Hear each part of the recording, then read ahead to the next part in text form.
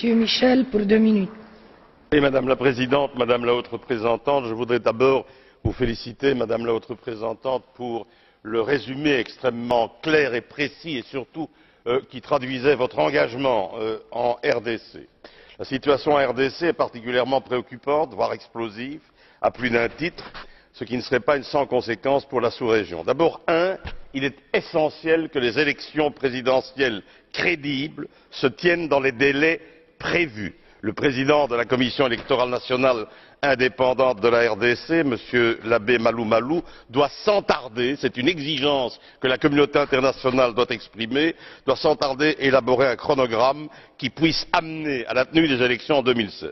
Je tiens d'ailleurs à féliciter le président du Sénat, Léon Kengo, qui a pris l'initiative courageuse de refuser l'alinéa controversé de l'article 8 qui aurait retardé d'au moins 3 ans la tenue d'élections. Deuxièmement, il est indispensable que l'ensemble du processus électoral se déroule dans un climat apaisé, sans violence orchestrée contre des opposants, contre la société civile, contre des candidats potentiels, contre des journalistes. La liberté de la presse, la liberté d'expression et la liberté de manifester pacifiquement sont des droits fondamentaux garantis par la Constitution. On ne peut tolérer ni des arrestations arbitraires, ni des intimidations, et on assiste à ça aujourd'hui en RDC.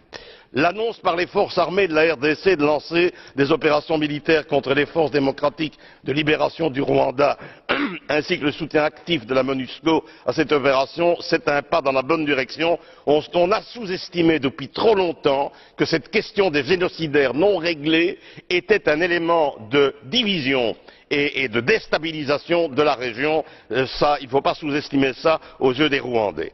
Il faut aussi assurer la protection des populations civiles de la région, notamment les femmes et les fillettes, trop souvent victimes d'actes innommables. Je tiens à rappeler une fois encore le remarquable travail que le docteur Mukwege, lauréat du prix Sakharov, accomplit.